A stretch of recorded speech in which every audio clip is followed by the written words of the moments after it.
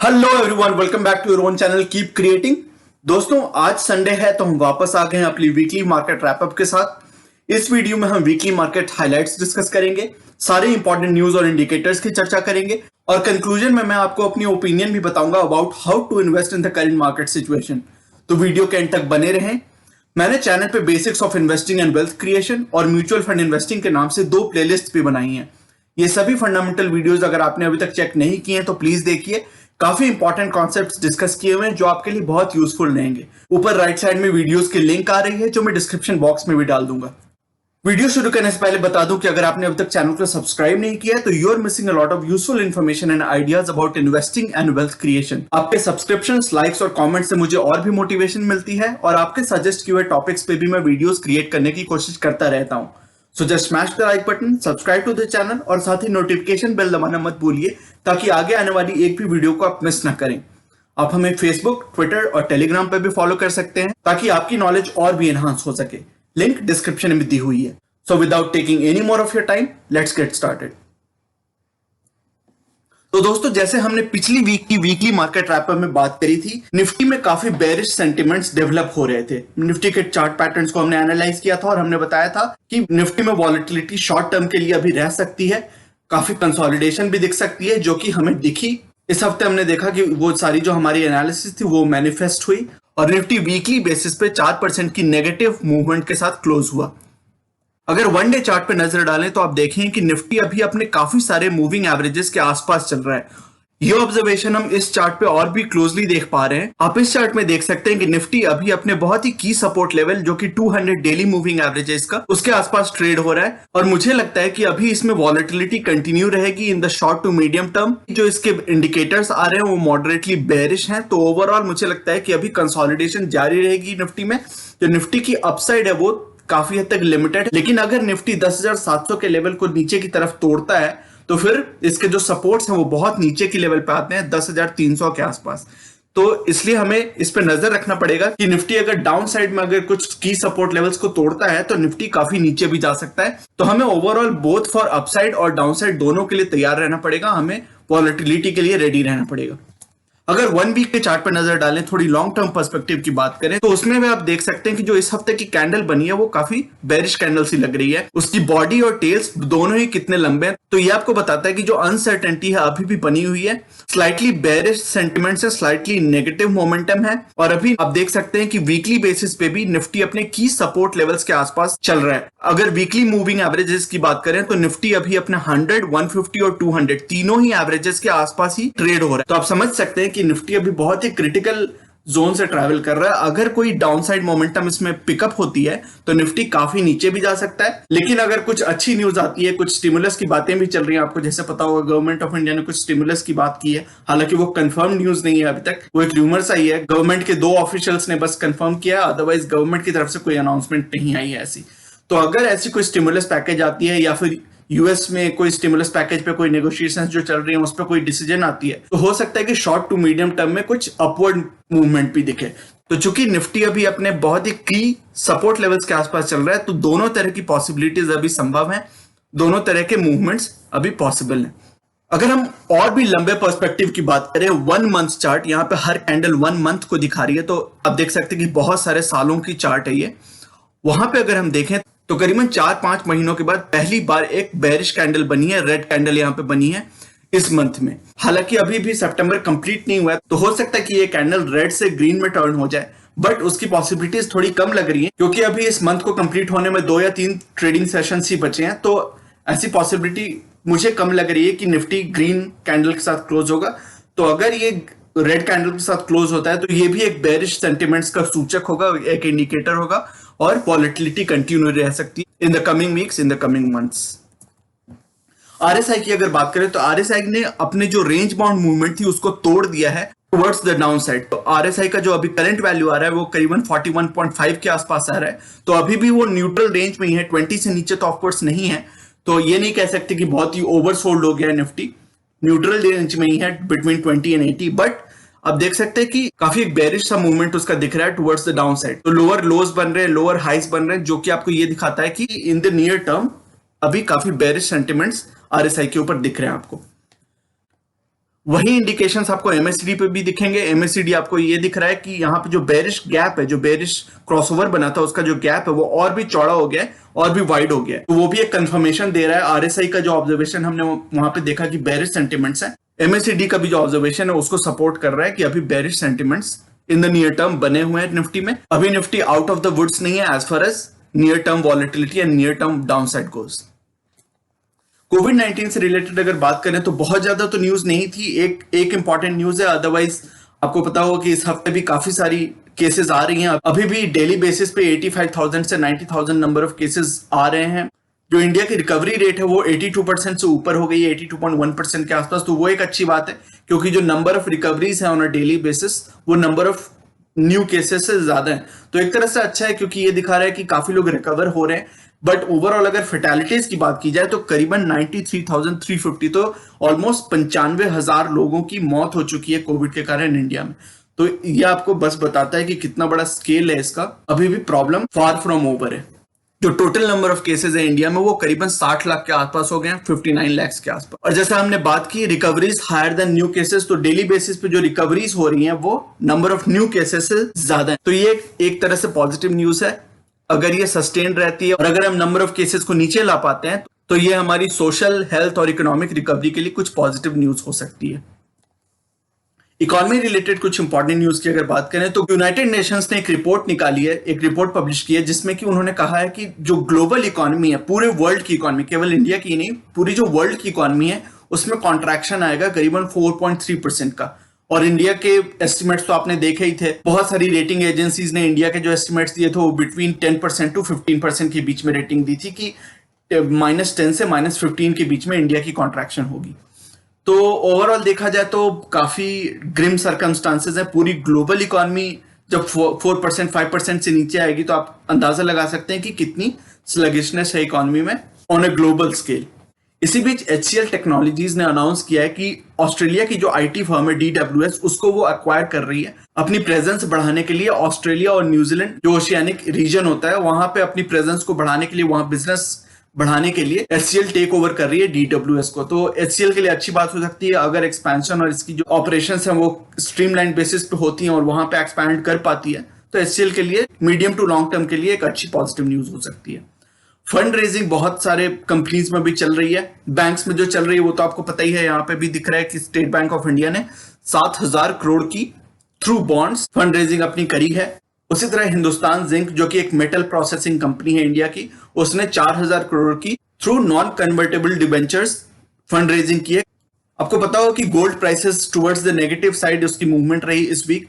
Gold अभी करीबन 49,000 के बीच में कहीं ट्रेड हो रहा है। और ऐसा इसलिए भी हुआ है क्योंकि जो डॉलर इंडेक्स एक बहुत ही इंपॉर्टेंट इंडिकेटर होता है। जब भी डॉलर में सर्ज होता है, डॉलर इंडेक्स में सर्ज होता है, तो जो एसेट क्लासेस होती हैं उसमें इक्विटी भी हैं और साथ ही साथ गोल्ड भी हैं। तो ऐसे जो रिस्की एसेट क्लासेस होते हैं उसमें एक डाउनसाइड दिखता है, और वही हमें यहाँ पे दिखा है। इस हफ्ते डॉलर इंडेक्स में काफी एक सर्ज आया, जिसके कारण गोल्ड प्राइसेस में और सिल्वर के प्राइसेस में तो और भी ज्यादा डाउनवर्ड मूवमेंट हमें दिखा, लेकिन गोल्ड में भी हमें इस हफ्ते डाउनसाइड दिखा।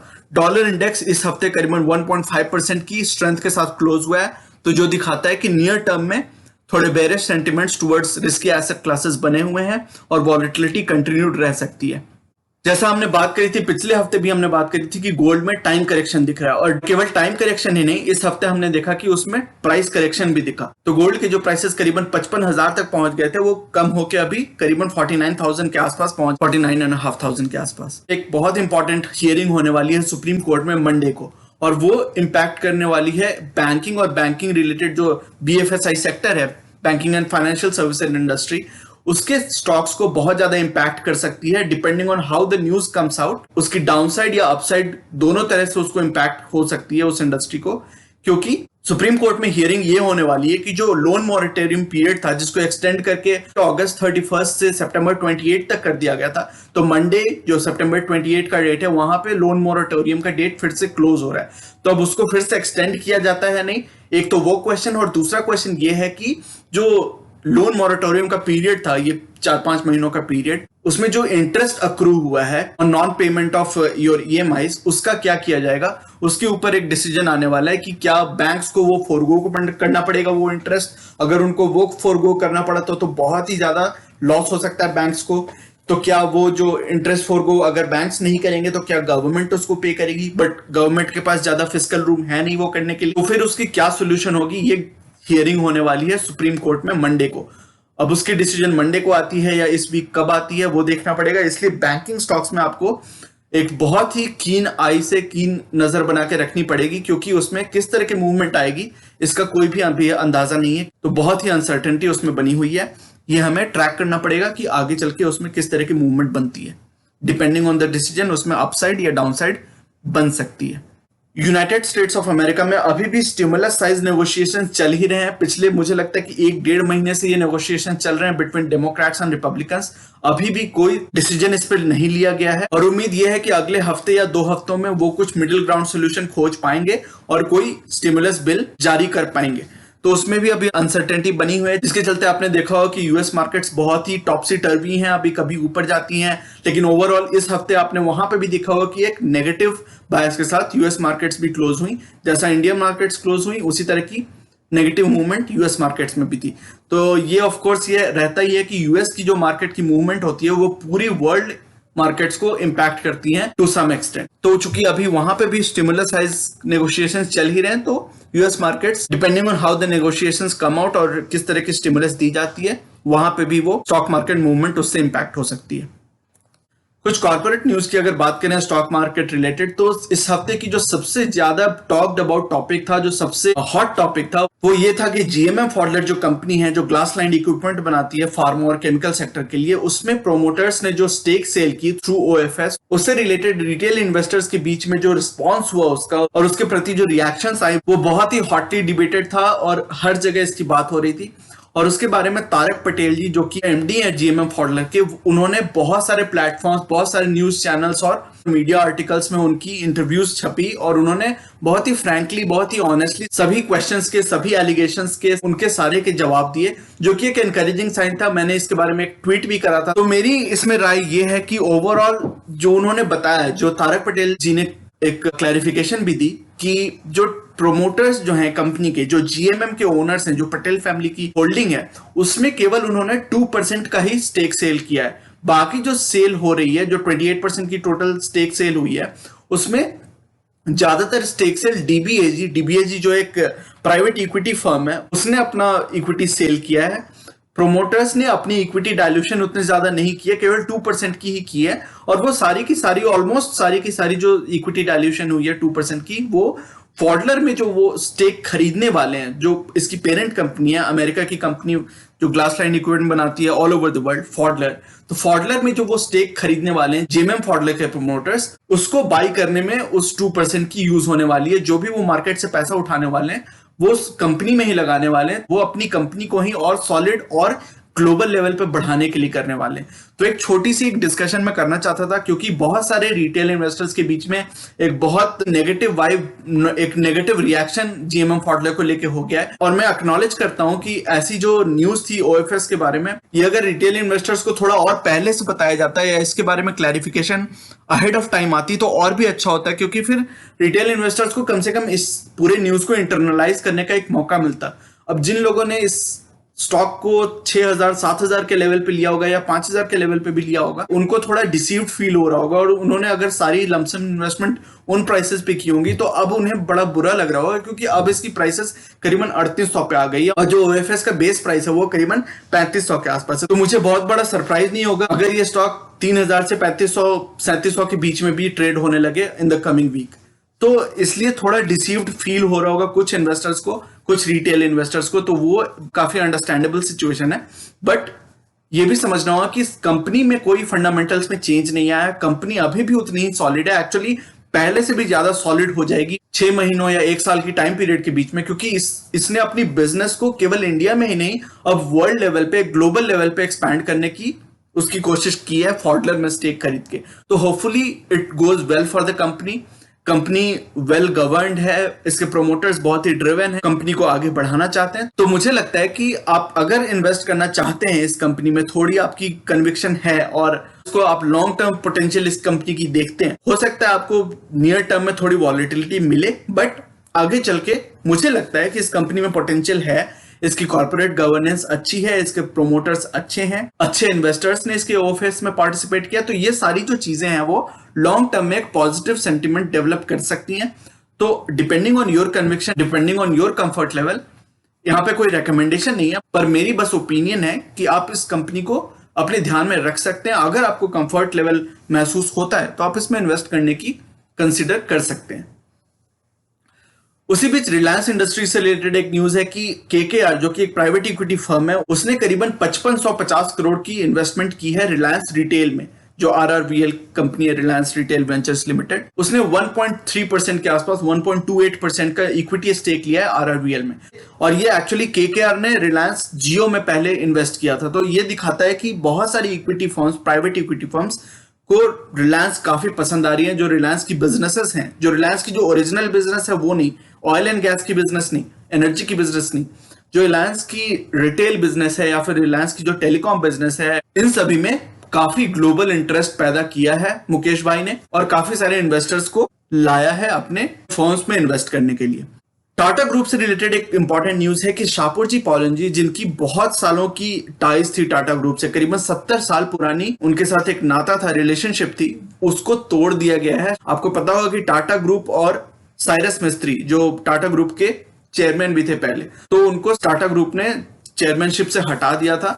तो अब शापूरजी जो ग्रुप है, जिसमें कि मिस्त्री जी बिलोंग करते हैं, तो अब शापूरजी ग्रुप ने कहा है कि हम टाटा ग्रुप से कोई नाता नहीं रखना चाहते, और उनकी जो 18.4% स्टेक है टाटा सन्स में, शापूरजी पॉलनजी ग्रुप की, उसको वो सेल करना चाहते हैं। उसको करीबन 1-2 सालों में वो पूरी जो इक्विटी स्टेक है उनकी, उसको पूरा सेल आउट करना चाहेंगे। तो बहुत सारी कंपनीज में ये सारे स्टेक सेल हो सकते हैं, जिसके कारण कि आपने देखा होगा कि टाटा ग्रुप की बहुत सारी companies, TCS, Tata steel, Tata chemicals, इन सभी में बहुत ही नेगेटिव मूवमेंट थी इस वीक, क्योंकि लोगों की जो सेंटिमेंट थी, उनको ये लग रहा था कि आगे चल के इक्विटी डायल्यूशन हो सकती है, इक्विटी सेल हो सकती है टाटा ग्रुप के द्वारा to support the equity buy out. तो इसलिए काफी सारी नेगेटिव मूवमेंट भी दिखी हमें टाटा ग्रुप के शेयर्स में। टेलीकॉम सेक्टर भी इस हफ्ते काफी हॉट था, और रिलायंस जियो ने बहुत ही एग्रेसिव पोस्टपेड प्लान्स इंट्रोड्यूस किए हैं। उन्होंने करीबन 399 400 रुपए पर मंथ में एक डील इंट्रोड्यूस की है, जिसमें कि आपको नेटफ्लिक्स, अमेजॉन प्राइम और हॉटस्टार तीनों के ही सब्सक्रिप्शंस फ्री मिलेंगे। ये पोस्टपेड प्लान है जो कि बाकी सारे कॉम्पिटिटर्स से करीबन 50 से 100 रुपए कम है पर मंथ।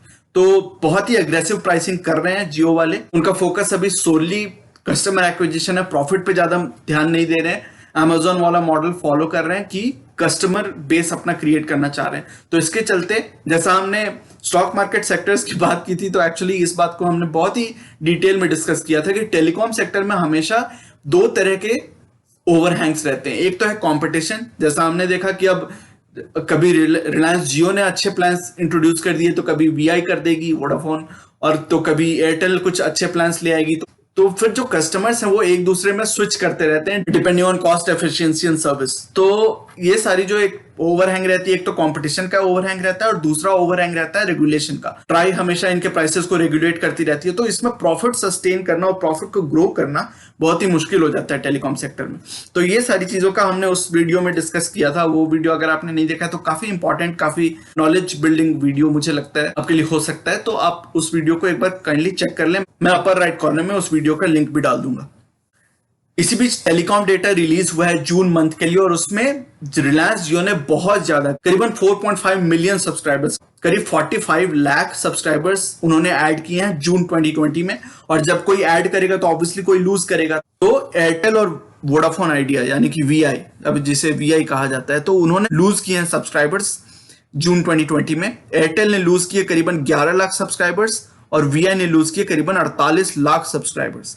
तो इससे पता चलता है कि कितनी ज्यादा प्रेशर रहती है सारे मार्केट प्लेयर्स में इन द टेलीकॉम सेक्टर।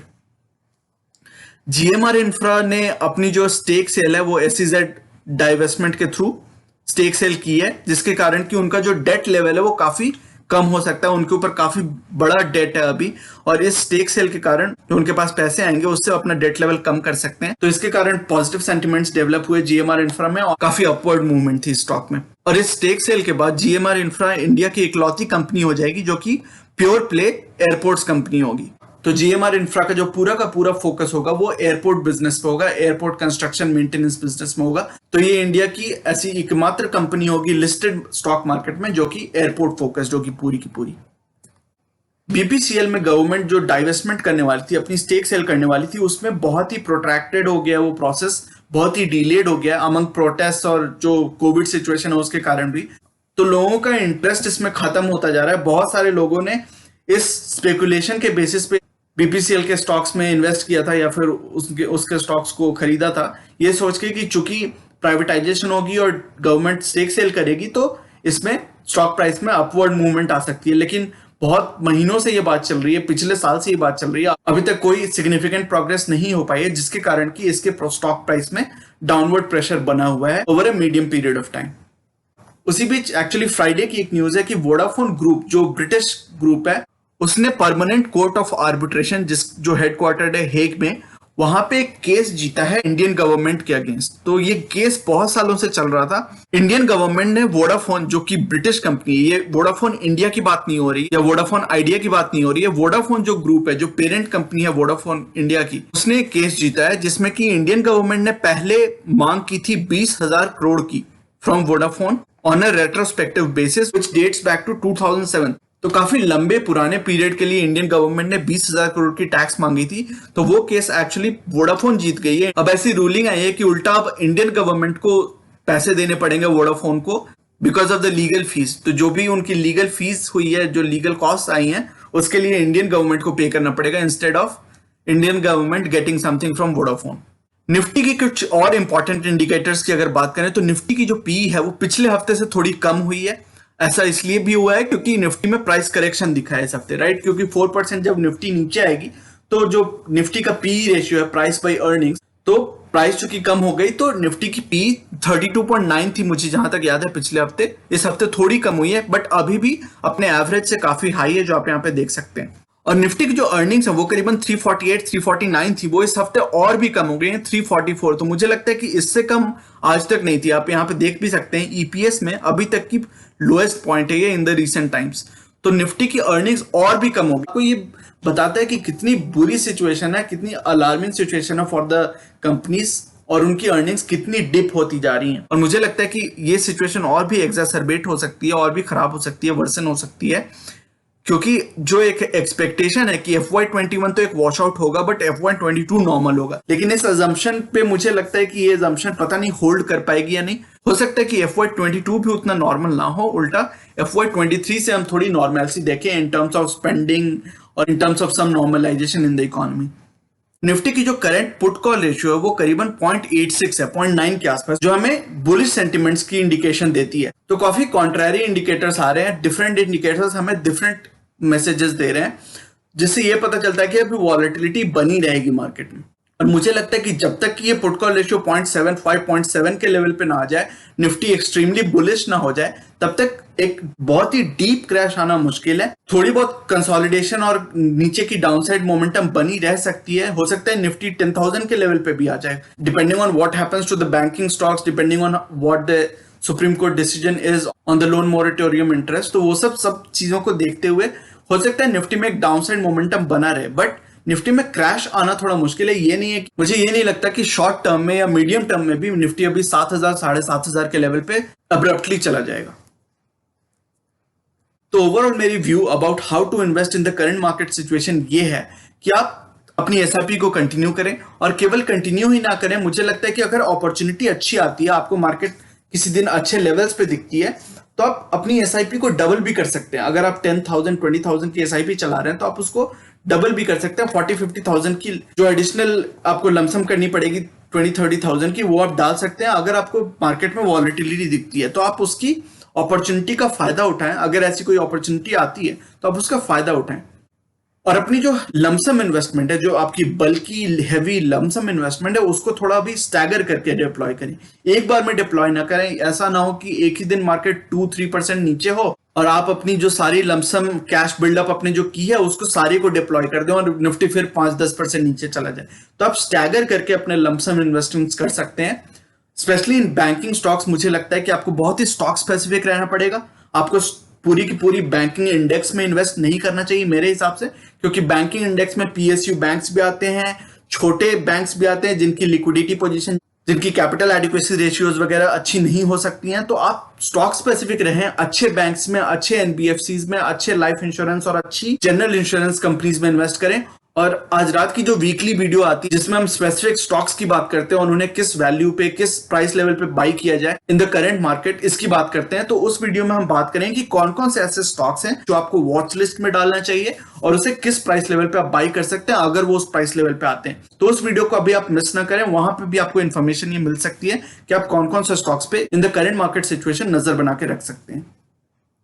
तो फाइनेंशियल स्टॉक्स पे आप नजर बना के रखें, उसमें किस तरह की मूवमेंट आती है आफ्टर मंडे, और जब भी इस पे डिसीजन आती है सुप्रीम कोर्ट से, तो उस पे आप नजर बना के रख सकते हैं कि कैसी मूवमेंट इसमें हो सकती है।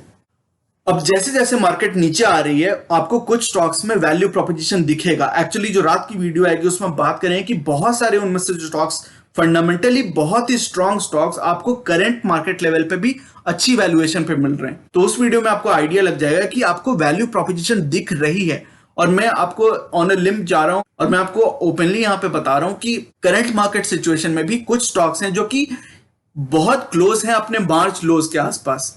तो अगर वो स्टॉक्स आपको इतनी अच्छी, इतनी अट्रैक्टिव वैल्यूएशन पे मिलें तो आप उसमें वॉलेटिलिटी का फायदा उठाएं, आप उसमें लमसम इन्वेस्टमेंट डाल सकते हैं इन अ स्टैगर्ड मैनर, और उसमें जो डाउनसाइड आ रहा है उसको आप यूटिलाइज कर सकते हैं, उससे आप बेनिफिट कर सकते हैं। तो इंडेक्स कहीं भी हो, इंडेक्स हो सकता है कि 30-35-40% ऊपर हो अपने मार्च लोज से, लेकिन अगर वो स्टॉक्स उतने फंडामेंटली स्ट्रॉन्ग स्टॉक्स, मैं कोई ऐसे वैसे रबिश स्टॉक्स, गार्बेज स्टॉक्स की बात नहीं कर रहा, मैं बहुत ही चुनिंदा, बहुत ही स्ट्रॉन्ग फंडामेंटल स्टॉक्स की बात कर रहा हूं। तो वो स्टॉक्स आपको अगर वैसे वैल्यूएशन लेवल पे अभी भी मिल रहे हैं मार्च के वैल्यूएशन लेवल पे, तो क्यों ना आप इन्वेस्ट करें। तो लॉजिक तो यही कहता है कि आप उसमें इन्वेस्टमेंट कंसिडर कर सकते हैं। तो उन सारे लेवल्स और उन सारे स्टॉक्स की हम बात करने वाले हैं आज रात की वीडियो में, जैसा हम हर वीक करते हैं। अपनी जो कैश पोजीशन है उसको बिल्डअप करते रहें और उसको आप डिप्लॉय करें बहुत ही इंटेलिजेंटली, उसको आप पेशेंटली डिप्लॉय करते जाएं। आपकी जो कैश पोजीशन की जो स्ट्रीम है उसको धीरे धीरे धीरे धीरे मार्केट में आप छोड़ सकते हैं, ताकि आप हर लेवल पे अगर वॉलेटिलिटी रहती है मार्केट में तो आप उसका फायदा उठा पाए at each level. Her level पे आप उसका फायदा उठा सकें ताकि आपकी जो एवरेज कॉस्ट बने अच्छी बने, और मार्केट में अगर अपसाइड आती है फिर इकोनॉमिक रिवाइवल के बाद, तो फिर आपको अच्छी पोटेंशियल दिखे, अच्छी ग्रोथ दिखे। तो वो तभी हो पाएगा जब आप अपनी जो कैश पोजीशन है उसको धीरे धीरे बिल्ड करते रहें, उसको स्ट्रांग बना के रखें, ताकि जो मार्केट में वॉलेटिलिटी आ रही है उसका on a timely basis, on a prudent basis आप उसका फायदा उठा पाए, which can help you over a long period of time. दोस्तों ये था आज का वीडियो। ये सेइंग जो कि है नॉलेज इज पावर सुप्रीम, ये इस चैनल का मिशन है जो कि है आप तक सही नॉलेज पहुंचाना। आगे आने वाली हर वीडियो में हम बहुत सारी इंटरेस्टिंग टॉपिक्स को डिस्कस करेंगे और मैं आपके लिए यूजफुल आइडियाज और टॉपिक्स लाता रहूंगा। इसी तरह हर वीकेंड हम वीकली मार्केट अपडेट और अपने views about the current market situation भी डिस्कस करते रहेंगे। So you should definitely subscribe to the channel and remain posted for further updates. अगर आज की वीडियो का कंटेंट आपको पसंद आया है तो वीडियो करें लाइक। अगर आपको लगता है कि इस इन्फॉर्मेशन से किसी की मदद हो सकती है तो इसे अपने दोस्तों और फैमिली मेंबर्स के साथ शेयर करें और चैनल को करें सब्सक्राइब। मिलते हैं अपने अगले वीडियो में एक और टॉपिक के डिस्कशन के साथ। तब तक के लिए take care and see you soon. Bye bye.